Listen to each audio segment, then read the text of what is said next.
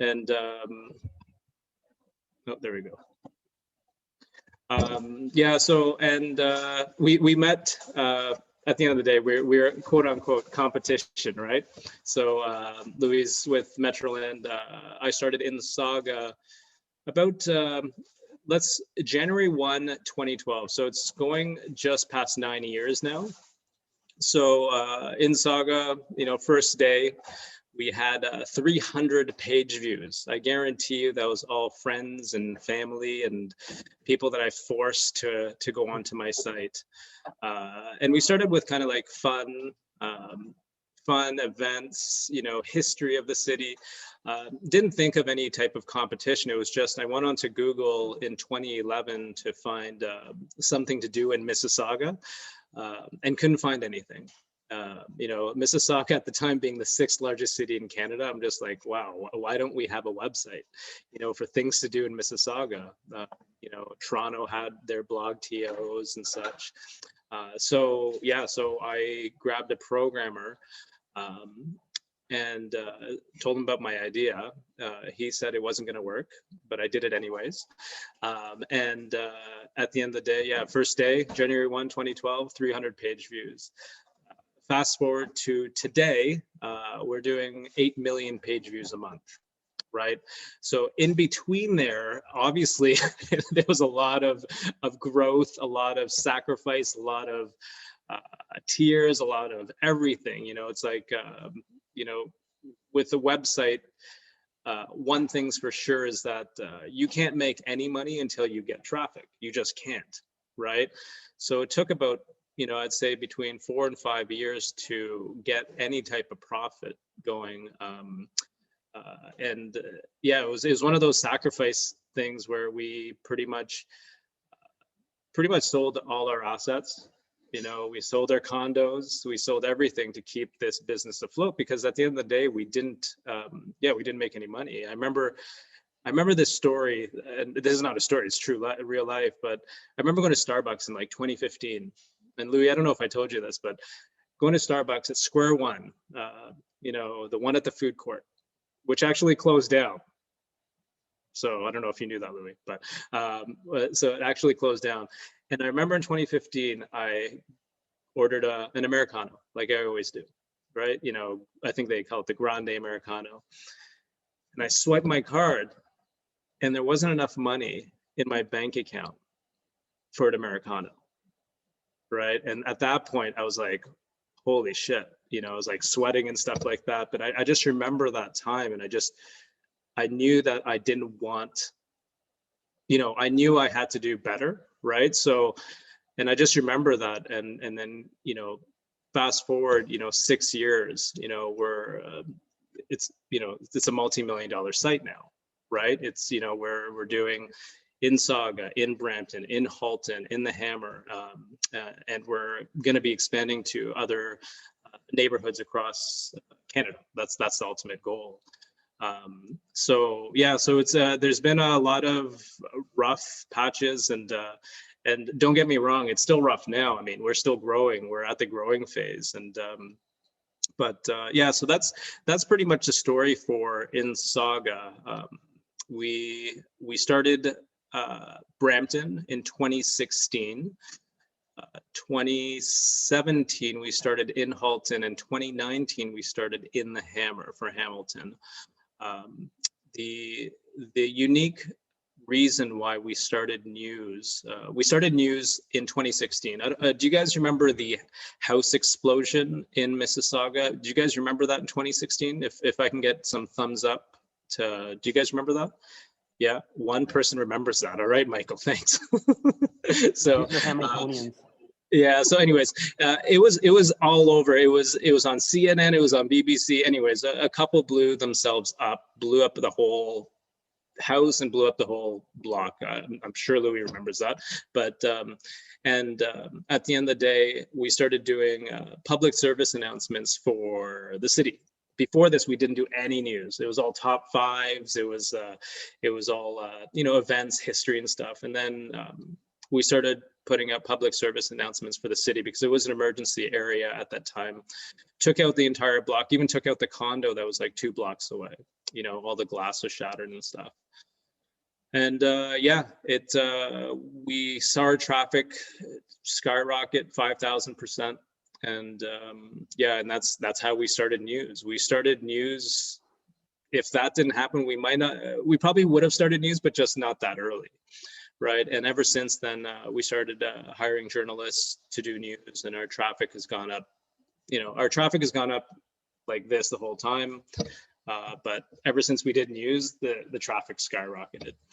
So yeah, so that's how we started doing news, and now, you know, we're, you know, in competition with, you know, the Metrolands, the CP24s, the Toronto Stars and stuff for news on the west side. You know, Mississauga and Brampton, Halton and Hamilton and such. So yeah, so that's pretty much my kind of story of how, you know, we came to be, as far as nutshell as possible without going into super detail. But and now I have a team of 15 people. Payroll, you know, I'm adulting now, pay taxes and all that fun stuff, you know. So and yeah, it's crazy because it's like, you know, you look back 4 years ago, it was one person. It was me looking back on the screen. Now we have team meetings, and I have, you know, 15 sets of eyeballs looking at me. And, you know, it's like, I'm like, whoa, hold on. You know, it's cool, scary, exciting all at the same time. But I would not trade it for anything, to be honest with you. It's been the coolest ride that I've ever had. And, yeah, and I've enjoyed every second, even the time when I couldn't afford the Americano at Starbucks. So yeah, so that's where we are today. So I'm going to leave it up to questions because I think, yeah, the most we'll get out of this is if you guys ask questions that you guys want to know. So please ask away. I'll if people don't start asking, I'll start asking people by name. So Michael, I'm going to go with you first because you gave me more thumbs up than anybody else. Michael, do you have a question? What is the hiring process for in the Hamel in Saga? Well, the hiring process is one. At the end of the day, if we need somebody, we'll put it out there. And usually, what we usually do is we pretty much tend to look at our kind of network first, right? You know, and see, you know, who we have in our network, and so I'll say about 80% of our journalistic hires have come internally, in the sense that, you know, I just ask other writers, do you know any other writers? And we'd hire them that way. If we don't, then we go through, you know, the typical route of like the Indeeds, the LinkedIns and stuff. But sometimes that gets tough because, you know, sometimes we get a lot, right? And it's hard to weed out what people are telling is the truth, right? So yeah, so we usually go through our network now. Before we had to go through Indeed and LinkedIn because I had no network, right? But now, yeah, now we go through our network. So, and by the way, Louis, Steve Picard says hello. So, so he's awesome. Such a good guy. Yeah, so, he's great. He's great. Yeah. So, he's been writing for you for a little bit now, right? Yeah, he's a rock star. So yeah, he's been on the team. Louis and this gentleman named Steve Picard that I have on my team worked together prior, and Steve has nothing but praise for Louis. So just want to let you know. Yeah, he's good. He's really good at news. He's big on the news, right? As yeah, yeah. So I talk to him every day, like 20 times a day. So. Oh, that's awesome. Yeah. So that's awesome. So Michael, did I answer your question? Yeah. Cool. Jenna. Ask away.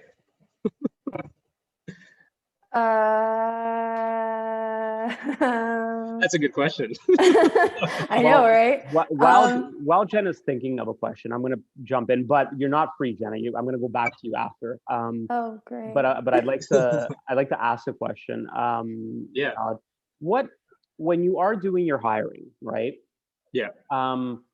my A question is, what do you look for? Like, what do you look for? Like, what are some of the sort of the bells and whistles that go off that are like, oh, this is like interesting? And oppositely, what are some of the nightmare scenarios that you can think of that when you hear it, it's like, okay, this is like not going to work?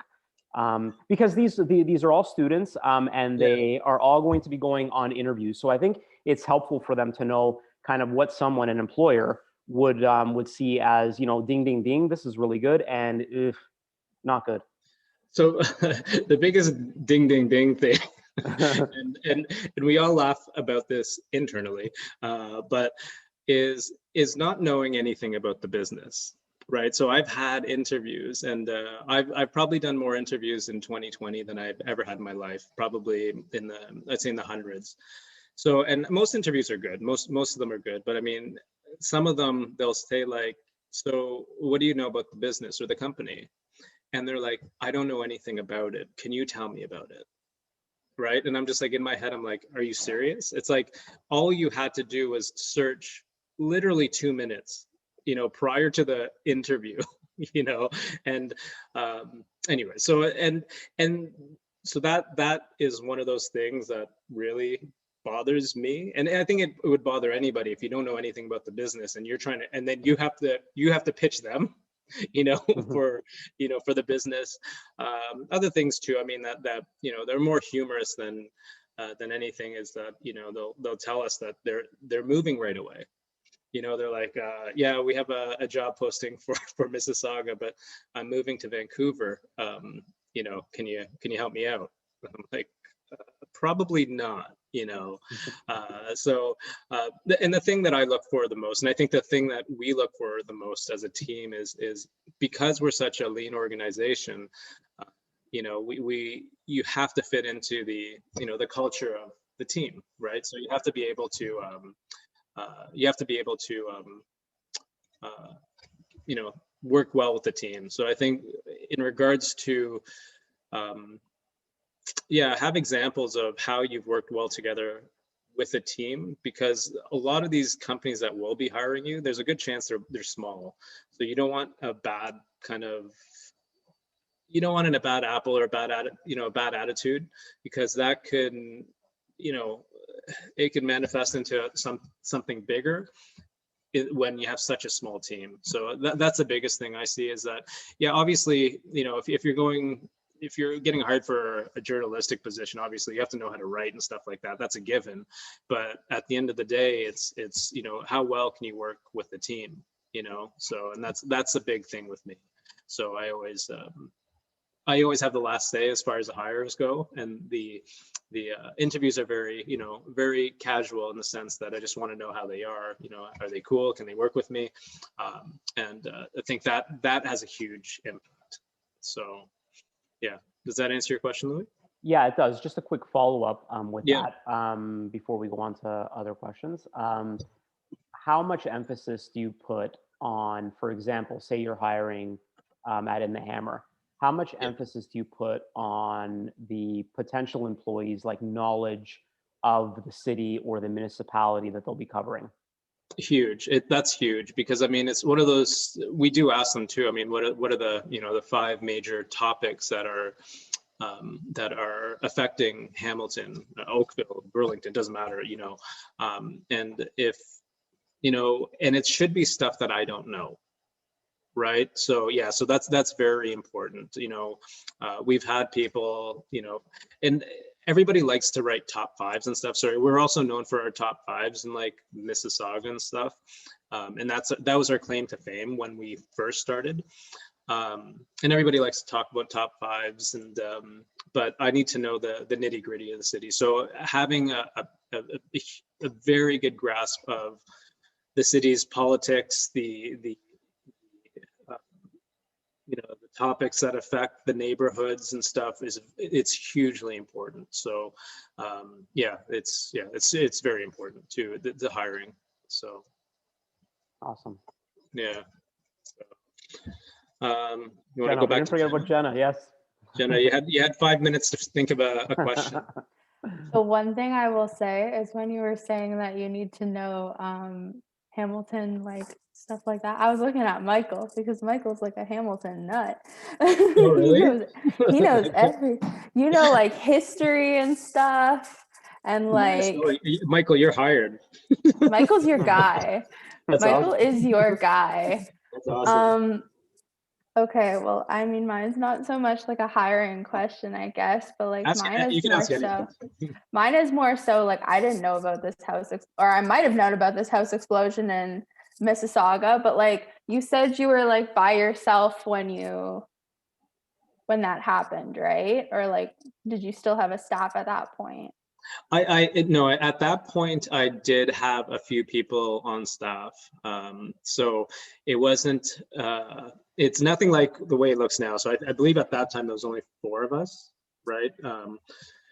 Pretty much me, a writer, a videographer. No, actually the videographer wasn't even there, but a salesperson and such. So it was only 4 of us, but I'll tell you kind of a unique and cool story about that explosion. And this was, so this was actually part of my, I don't know if Louis told you, I did a TEDx talk, right? And this was my intro to the TEDx talk, right? So in 2016 was the house explosion, right? So what happened was, after a few weeks, they allowed the media to come in and check out the devastation, right? Because before that it wasn't safe, right? So they allowed the media to come in to check it out, and it was all the A-list, kind of anchors, Michelle Dubois and like CBC, CTV, like all the top, like like the guys that you see on TV, like at 6 p.m. and myself. You know what I mean? And so here they are with like, $1 million, satellite trucks, lined up, like with their logo, CBC, Global, City TV, and blah, blah, blah. And here I was, I'm by myself, and they all know each other. I'm there with a 6-foot selfie stick, right? With a phone at the end of it. That's all I had, right? And a backpack. And all those guys know each other. All those guys are all yapping. And I hear one guy say, look at that kid with the fishing rod, right? Because I guess it looked like a fishing rod, right? So I'm like, okay, whatever, right? And so when we got into the kind of the ground zero of the area, it was a free for all. We could just do whatever we want. They didn't realize that, that it was fenced off. Right, so there was like a 7-foot fence over it. So all the traditional media guys that had the heavy over the shoulder camera couldn't get over the fence, but who can get over the fence was my fishing rod, right? Because all I had was this, literally. So I pretty much got the news out on Facebook Live at the time faster than every single major media company, right? And I knew at that point there was a shift in kind of the way media works, right? Just because 20 years ago, there's no way a kid that comes in there would have done that. So that's kind of the unique story. So the idea of my TED talk at the time was how I beat the 6 p.m. news with a fishing rod. And that's how I started the story. So yeah, I got the devastation and stuff like that out before, because they had to get like new equipment out to prop their old school video cameras to get the footage. Anyways, so that's my story. So Jenna, I don't know if I answered your question at all, but I mean, at least it was kind of a good story, right? I don't know if I had a question, Okay, so that right. was cool. So yeah. So anybody else have a question? Brandon, let's go to Brandon Rice. I think Brandon, okay, so he says, okay, so Brandon can't, he's unable to speak through his microphone, so I think you can type it in too, right? He's asked it. I don't know if you can see it, Khaled, on the side, or if that's just me that can see it. Oh, I think I see a chat. Yeah, but I'll ask it out loud because everybody can hear it. Okay. My question would be, with COVID up in the air, do you think remote journalism could be the way of the future even after we have got through all this craziness, is this something we should be prepared for the long haul? Like for equipment and such, for example. So I think he's asking like for, should we be prepared? And tell me if I'm wrong, Brandon, through your through the chat, but I think he's asking, should we be prepared to work remotely permanently, or at least for like the long haul? Is that pretty much it, Brandon? Yeah, okay. Yeah, I would say yes. I mean, like, I think it's one of those things that the day of the skyscrapers and stuff like that is over, just because obviously there's just so much room, office space. But I mean, just going by, by us, I'll give you an example within Saga, is that when this pandemic happened, everybody was scrambling, what should we do? Are we going to work at home? What's going to happen? We've always worked from home, right? So it didn't affect us at all. Like, we'd be like, just do exactly what you're doing. But I definitely see, I obviously see some offices coming back, but I probably see about 30-40% of, people that used to work in the office never coming back, because the setup's already there. They've had now, like, it's going to be at the end, probably about close to 2 years or year and a half of development of working from home. So the infrastructure will be there for people to work from home. There'll be security infrastructure in place for people to work from home. So I think that, I think 30-40% of people, I think, will never go back to work. I don't know. I think, so that's a very good question, but I don't think people will be going back to work permanently. So at least 30-40% worth. I think some people want to, you know what I mean? Just because they want to get out, like the same people that want to get back into the malls and stuff like that. But, you're never going to see 100% like we did pre-pandemic. Yeah, and so, if I can hop in on that one too, Cal, like I think to answer like Brandon's question a little bit too, but I think that what you might see, because for you, it's like you said, right? It's different, right? You've always had that work from home or work remote model, right? So for you, the adjustment was probably like minimal. For companies like Torstar, Metroland, where there's existing office space and there's bricks and mortar office buildings in place. Like I think that what you might see is like a hybrid model, because I just can't see these businesses letting these offices just sit like empty. So I think that you will see a push to maybe sell off some of this. But if I had to pick on our end, and obviously we work for different companies, but like you have your own, for example, I don't.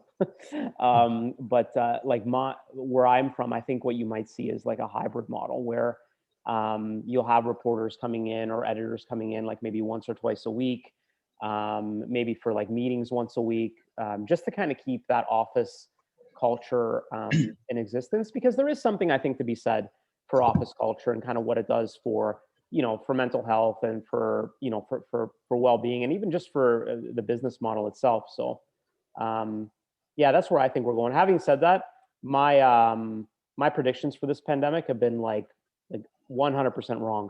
Okay. So I'm saying that, and tomorrow they can come out and say, guess what, this working from home is forever. So we'll see what happens. But so no, I agree. There could be definitely a hybrid model, but I think, looking at Toronto, I think it's almost like people have to go back to the offices to, I mean, I've heard about, the Path in Toronto. I've heard about Queen Street in Toronto, and I've heard of just closures. It's just, kind of closure over closure, right?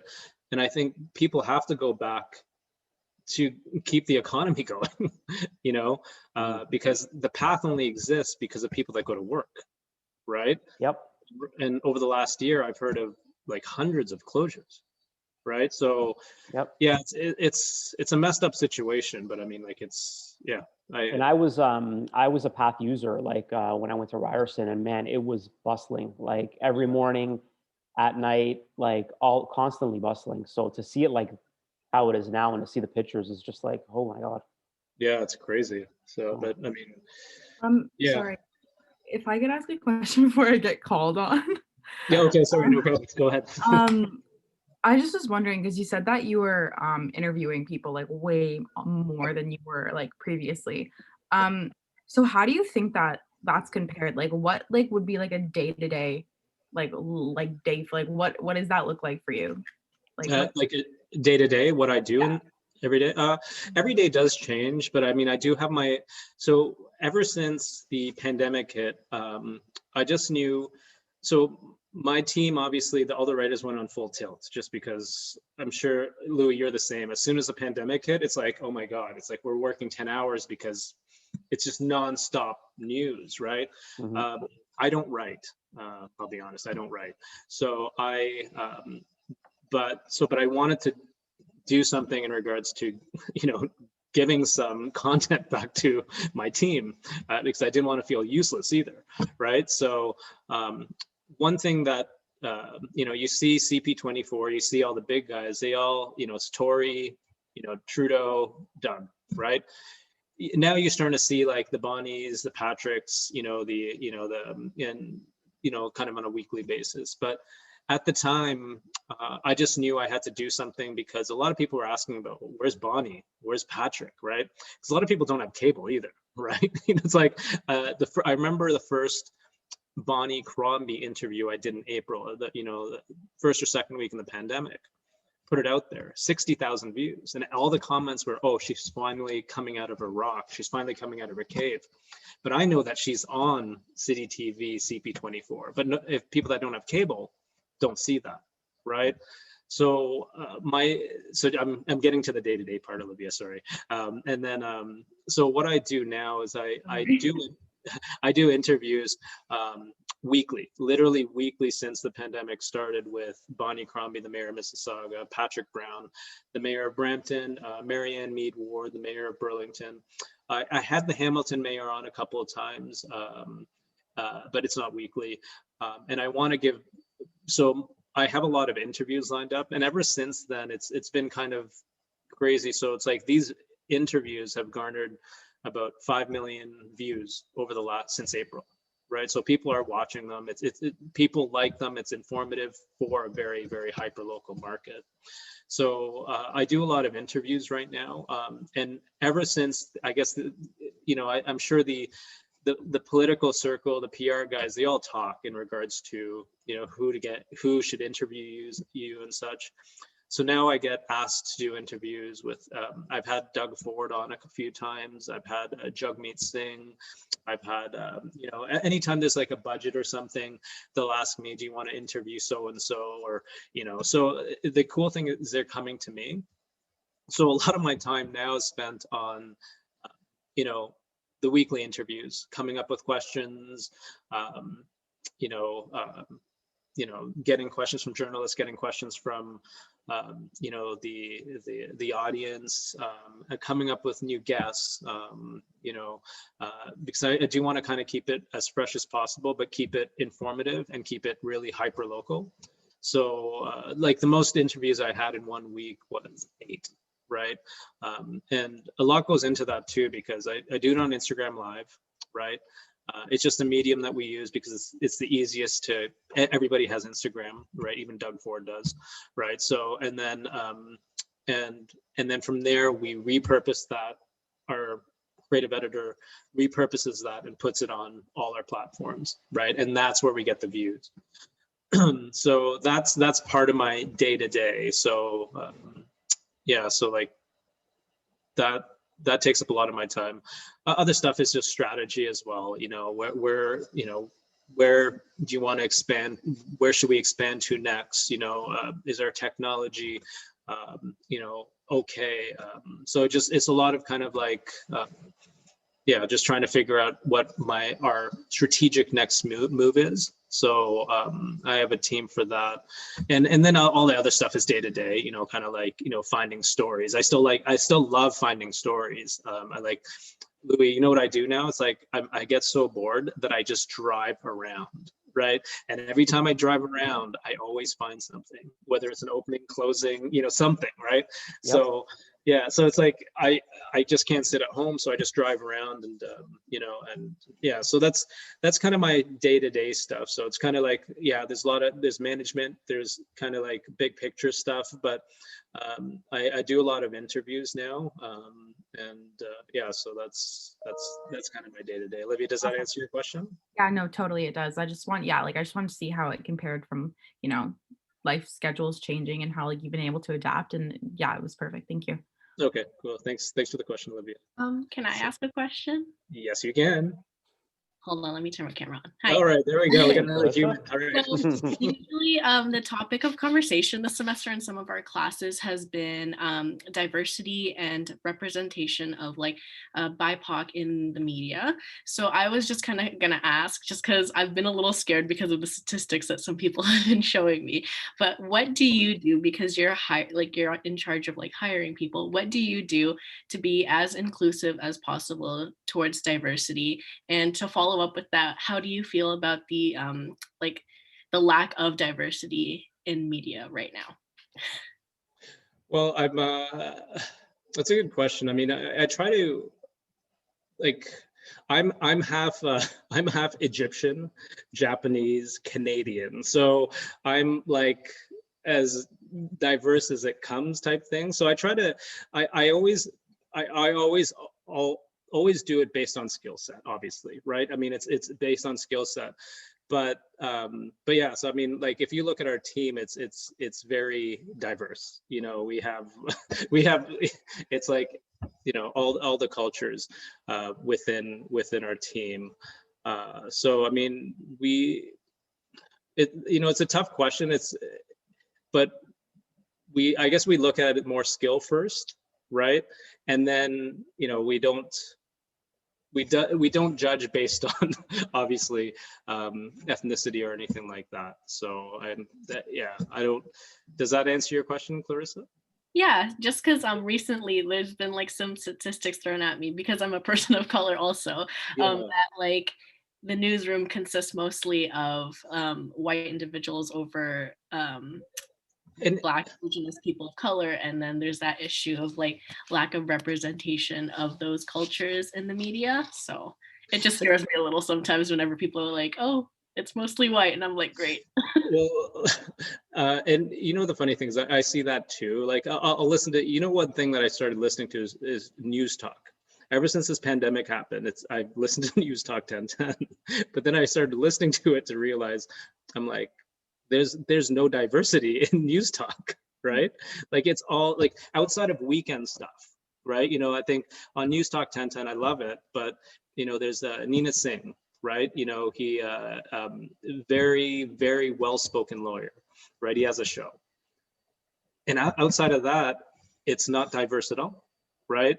Maybe they're catering to their audience, I don't know, but that bothers me a little bit as well, because I listen to it and I hear it and I'm like, you need the diversity to come up with different talking points, right? And that bothers me. You know, I'm like I said, I'm driving for an hour and I'm listening. I'm like, well, how about this point? How about this point? How about this point?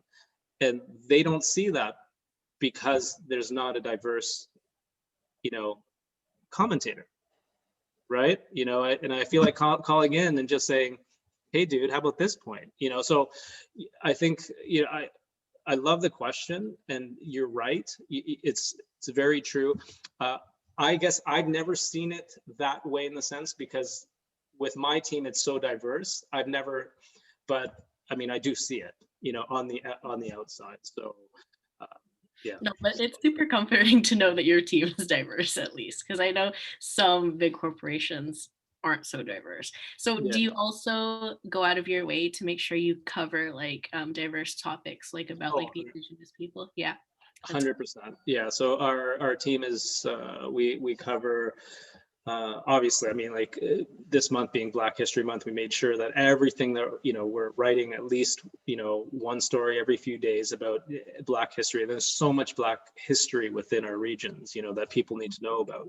And we wrote about it prior to Black history, you know, we work with a lot of, you know, the Art Gallery Mississauga. They're very they talk a lot about the LGBTQ topics, so we write about that, you know. So we do write about everything, you know.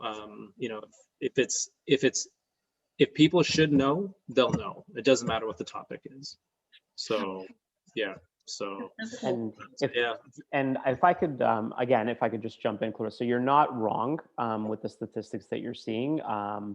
I live in it every day, and I can tell you that we, even at the Star, and this has been made public, right? That Tour Star and Metroland, we are improving our coverage of diversity issues and inclusivity and all that, and we even have a committee now that's been set up to kind of examine what those issues are and what those some of those barriers to getting that coverage and getting some of that talent into our newsrooms, what they are, right? I sit on that committee.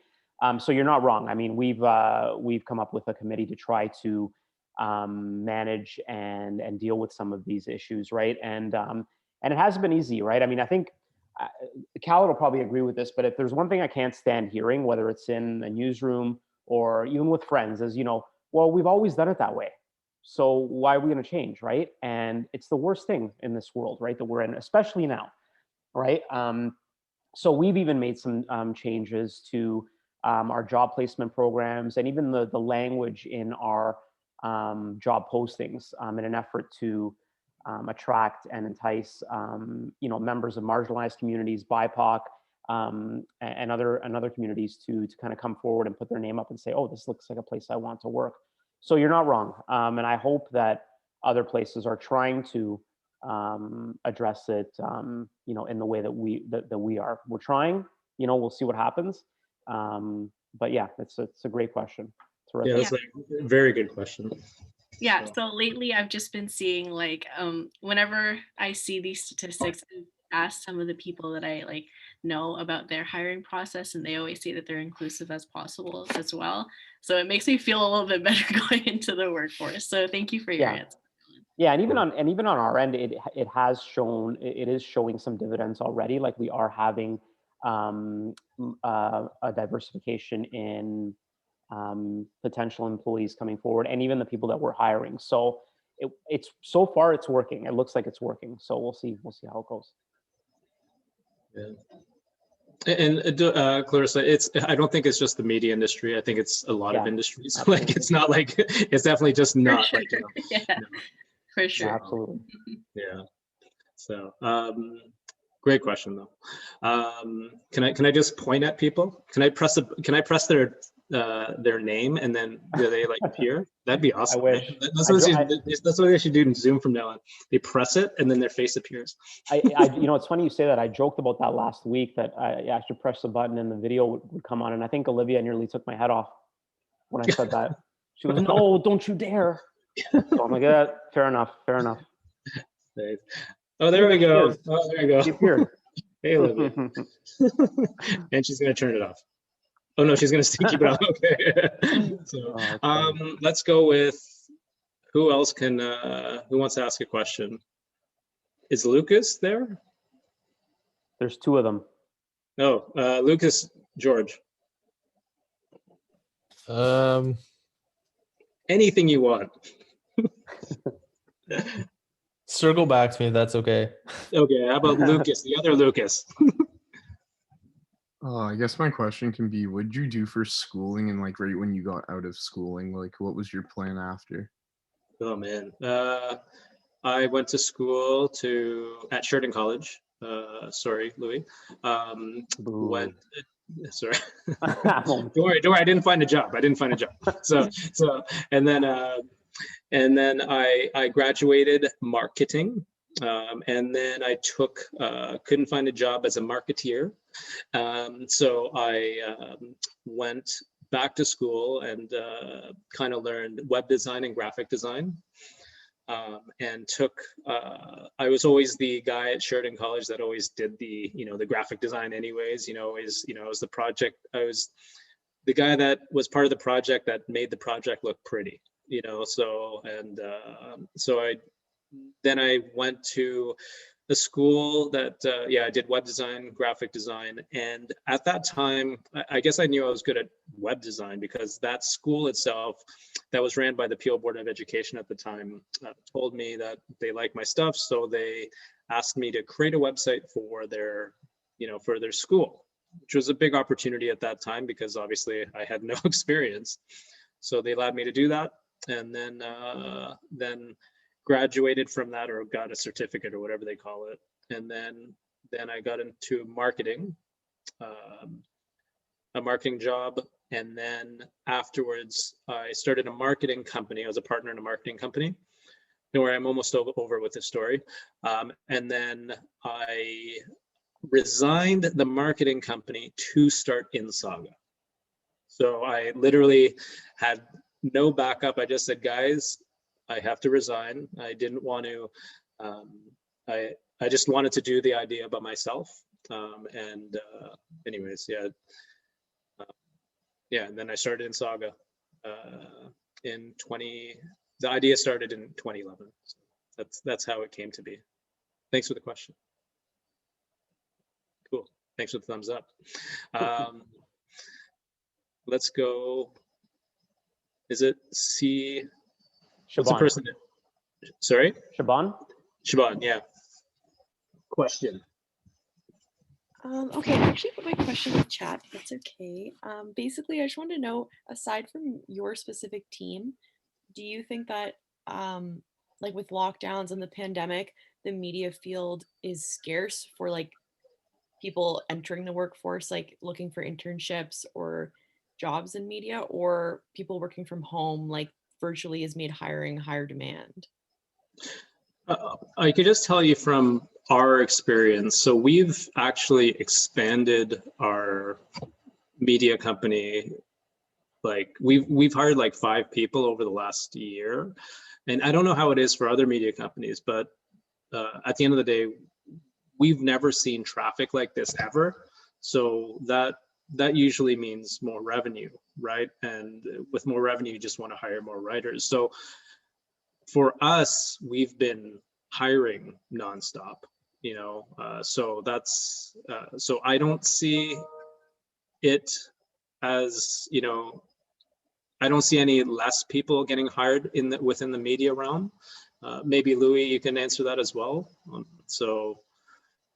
Yeah.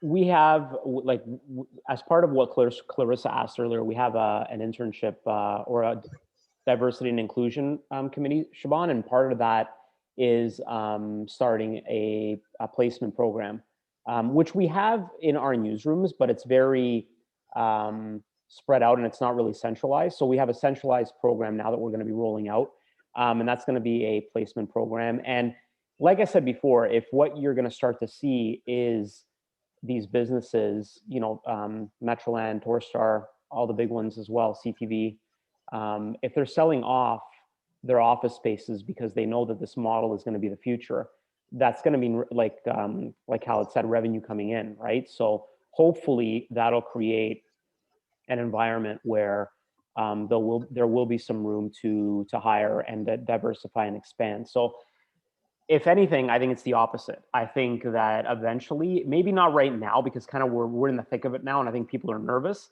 But I think eventually, what you'll start to see is a hiring increase because of increased traffic and increased engagement, and just news outlets wanting to expand what they're doing already and kind of reach out to those different communities. So I think it's a good thing. Sadly, I don't want to try to find too much positivity, because this is kind of like hell we're going through right now and it sucks, but I think on the other side of it there is going to be a good hiring process for a lot of these companies. Thank you. I also had kind of a part 2. Yeah. If you were like, for students looking to apply for jobs, a lot of the jobs, especially in media, are like minimum 5-year experience and stuff like that. Do you think it's worth to even like let's say you have like 2 or 3 years, is it still worth applying for that job and seeing, like, trying to get an interview to see if you even can kind of go through with it. Does that make sense? Yeah, it totally does. 100% go through with it. I mean, at the end of the day, it's what I look for, and I maybe Louis' answer might be a little bit different. Is I look at what you've done, right, rather than kind of. So it's like, if you have a lot of writing experience, one, I would give it to my senior editor, right? And she would tell me that, oh, this person can really write. And if this person has done a lot of writing for blogs, publications, and taken the initiative to do that, it shows a lot about that person. So yeah, there's always going to be a wish list or whatever, 2, 3, 5 years. But I mean, if you're good, and if you're driven, and having past experience goes longer than kind of 5 years experience, right? So it's like, just I would say if you haven't already, start writing as much as possible, doing it for free, do it for yourself, do it for whatever, it's like, because at the end of the day, one of those articles can spark somebody. You can apply for a job, and the person that's reviewing it would love the article. They're going to want to hire you. So yeah, so I would definitely, 100%, like, definitely 10 years, I don't care, just apply. So I mean, we got old Navy people applying for jobs, like they're trying, right? Their last job was at Square One, Old Navy, but they're trying, right? So, and guess what? I read it because I know that, right? So at the end of the day, yeah, definitely go for it. Never, don't worry about that. Those are only wish lists. So. Yeah, and I'm with Khaled on that, Shaban. Like, don't be intimidated by that. There's never any harm in applying, right? The harm is when you don't apply, because then you don't know, right? Some places are different, right? And on the topic of what we were talking about earlier, of people doing things the same way all the time, and somehow expecting a different result, right? That's one of the things that we, and I know other organizations, are looking at in their job postings, is why have that minimum experience, right? Because you are eliminating people that potentially can bring a lot of talent to your organization, right? And it's there for, there's journalists I know out there in the industry that have been doing it 5, 6, 7 years, and I probably wouldn't hire them, right? But why should they get precedence over someone who has passion and wants to do the work? So always do it. You never know, right? It's like Khaled said, that might be just something that's there as like a wish list. It might be a requirement where literally HR will look at it and say, well, no, they say that they don't have 5 years, so we're going to get rid of them. And on the other side of it, you can always, I'm not telling you to lie on your resumes, but you can always massage numbers, right? I mean, if they're looking for 3 to 5 years of writing experience, well, you all have been at Mohawk now for 3 years and writing. So, I mean, there's ways to sell yourself, right? Without lying, but with kind of using what you have and the education that you have, and using it to your advantage. So absolutely, don't ever let that deter you from applying. So I was a petroleum dispensing engineer at one point on my resume, which was a gas attendant. Okay. That's all I got to say. Brilliant. It's brilliant. So. And on that point, Shaban, when not at Mohawk, because I already had my master's, but at Sheridan, when I applied to teach part-time there, they did say on their application, master's degree preferred, and I didn't have my master's yet.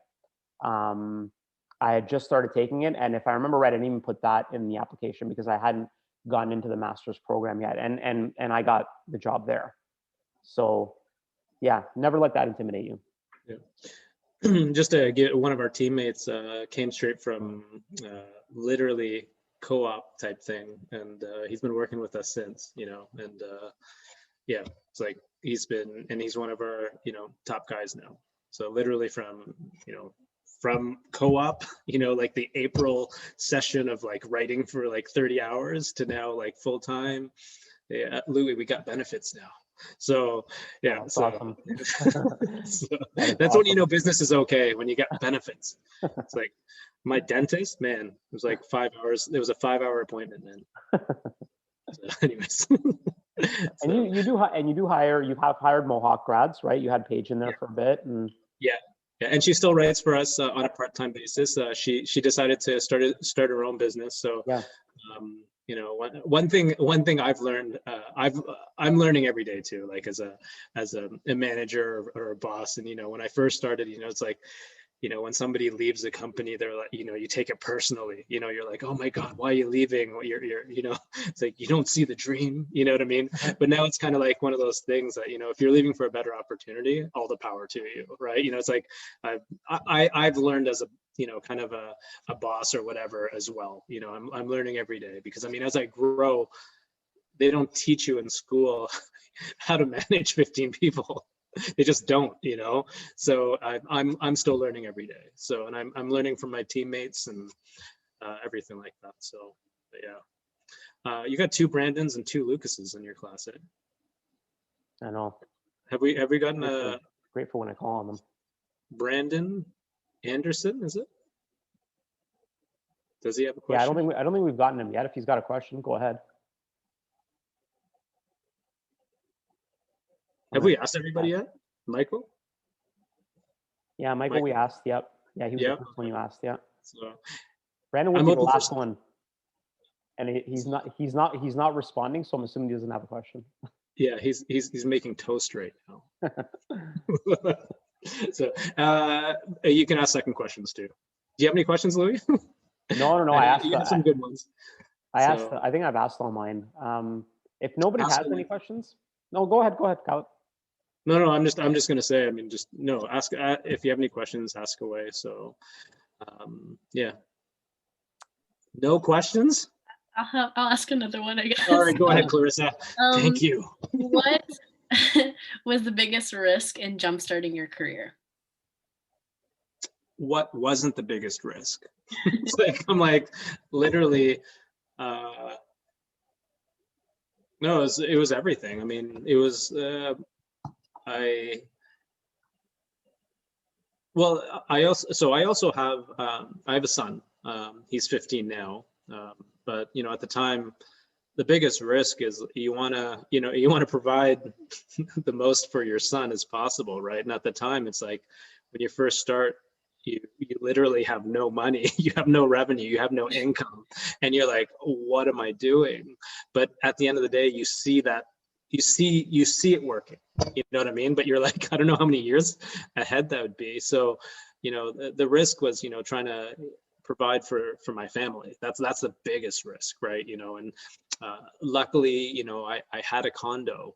I sold it. You know, my wife had a condo. She sold it just to kind of keep the dream alive. You know what I mean? It's like it's a sacrifice you have to kind of make to get there. And you know, and now it's going fine. I can talk about it now because it's going fine. You know what I mean? You never talk about it when it's going bad. You know, so yeah, so there was a lot of risk. I mean, but it's one of those things. I just kept on. I knew that it was going to work, right? Because it was an idea that was it was needed in the marketplace, right? So yeah, so I mean, yeah, everything was a risk, and the risk paid off. So and yeah, so far so good, but it's still a work in progress. So don't think that I'm like satisfied. It's like it's definitely like I'm at the starting point now. You know, maybe a couple of feet off, but it's like I know it's a starting point now, and like now it's the marathon, right? So now I know what I'm doing. So, yes, Olivia. This is just more like a personal interest question, even though Yeah. like, you know, you've obviously been in the field for like, you know, a while. And so I'm just asking, how do you think that journalism has like changed from like when you were first in it versus like you writing, like, not that you're writing a lot now, like you said, you're just kind of interviewing, but how do you think it's like changed in terms of like story ideas and like, especially too, like even like Clarissa mentioned about how like protests going on and like like with like racially like based and charged like stories. How do you like, has there been like a big like 180? Has it always been the same? Like, what is that like? That's really It's broad. well, that's a great question. I mean, I think Louis will tell you the same, or maybe he won't, but I mean, it has changed a lot. I mean, like over the last 10 years, I mean, of news, I think it's changed more over the last 10 years than it has the previous 100, right? I mean, like you're looking at, just to give you an example within Saga, when we first started in Saga, there was no way of boosting anything. Like everything had to be organic, like everything. It's like we put it out there, like, oh shit, nobody's reading this, so I can't do anything about this, So it's like, and the way we consume news has changed so much. I mean, look at I'm like, I'll give you an example. You guys know Six Buzz and stuff like that. Everybody knows that, right? Anyways, the way they consume news, I don't like their content, but I respect that they've created a brand new market in Canada. They've literally created a brand new market.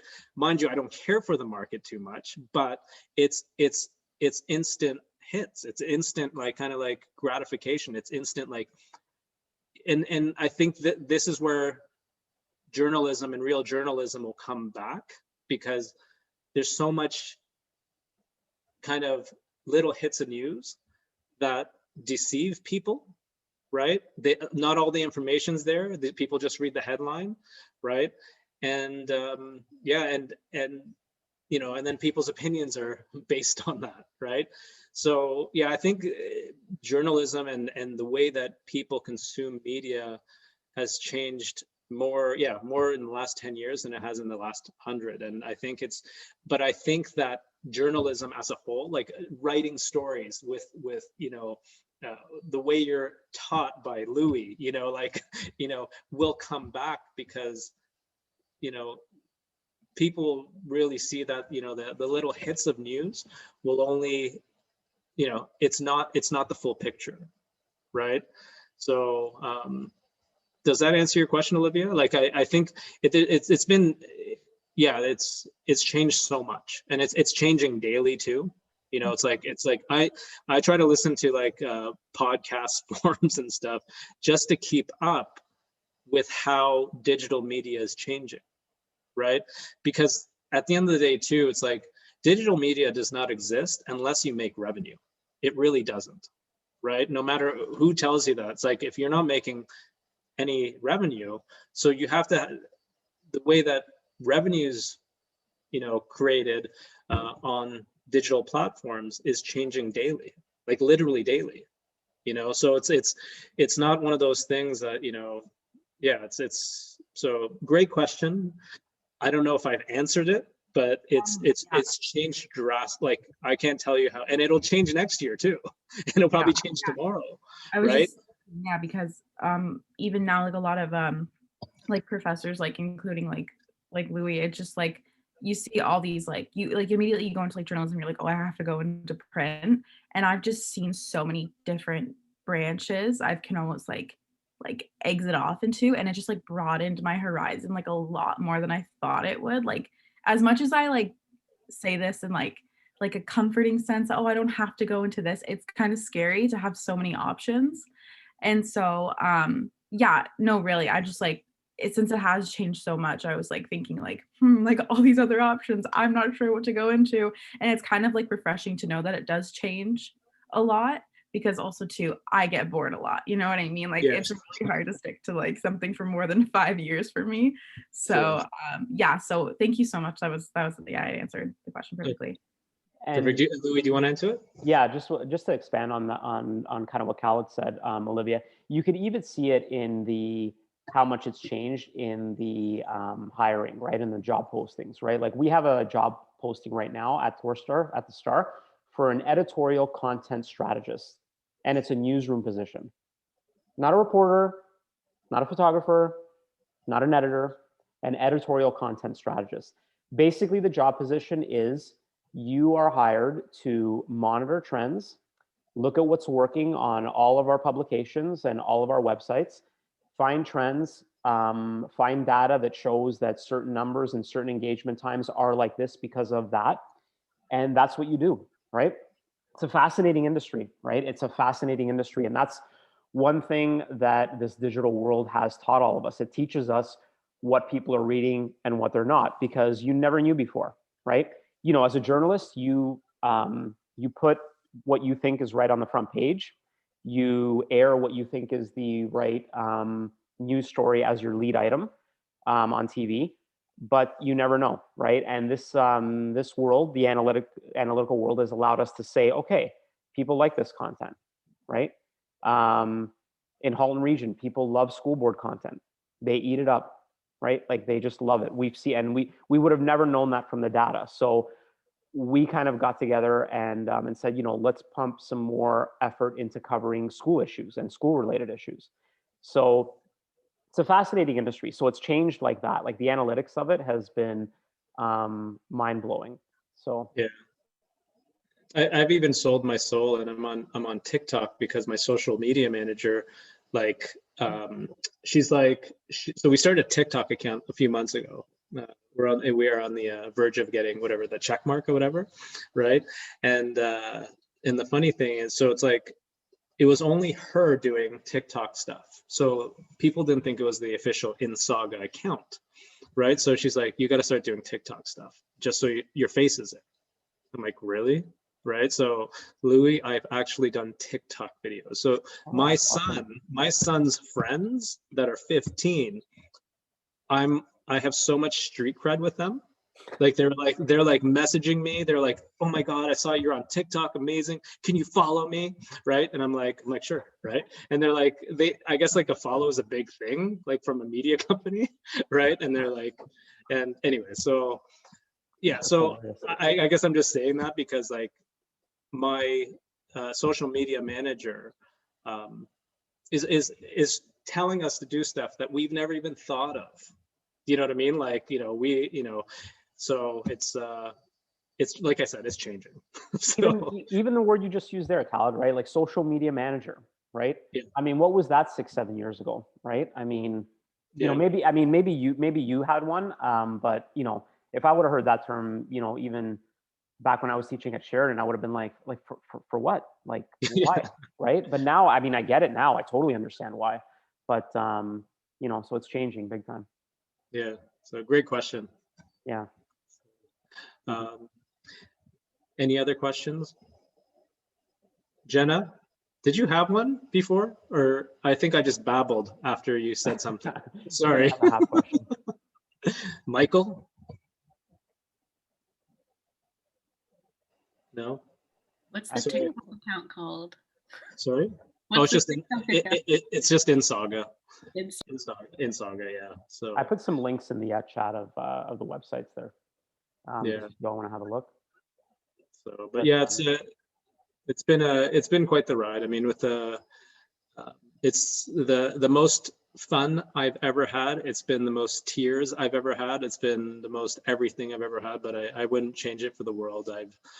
I get to do stuff that I never ever dreamt of. I did a pro wrestling documentary. I got into the ring with a WWE guy. Sorry, I'm the Tokyo Tourism Canadian spokesperson. So I get to go down every year, once or twice a year, to shoot documentaries. I'm the host of it. They provide with like a crew, and I try out the best food, kind of very Anthony Bourdain-ish. I'm a host for like New Year's Eve stuff a couple of years back. But I mean, this all came from me doing stuff on Insaga. Like that's the only reason why I'm doing this, you know. So I wouldn't change anything for you know, for what I'm doing now. Even you know, the time when I couldn't afford a Starbucks coffee.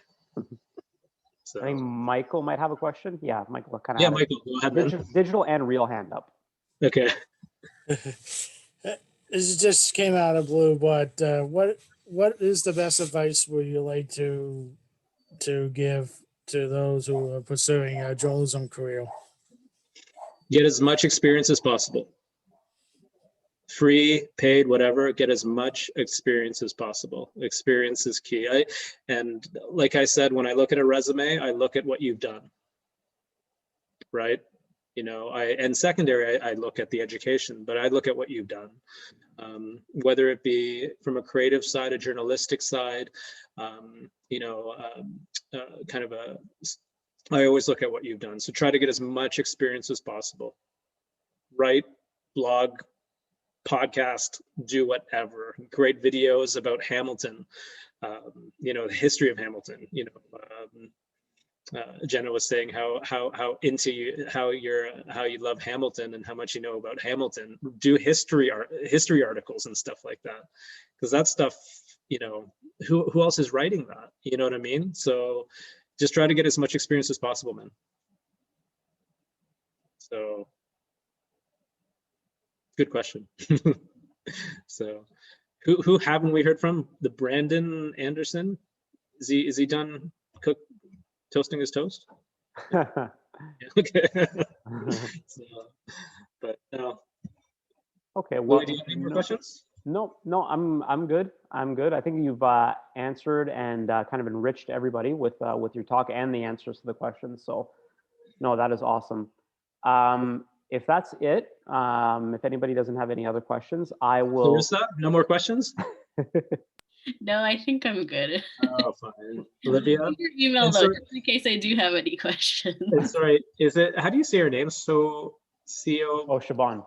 Siobhan, sorry. Siobhan, any questions? Now that we have you on camera? I have I have a question about your TikTok, and the reason is because I work at a real estate company right now, and I manage their media and their marketing and stuff.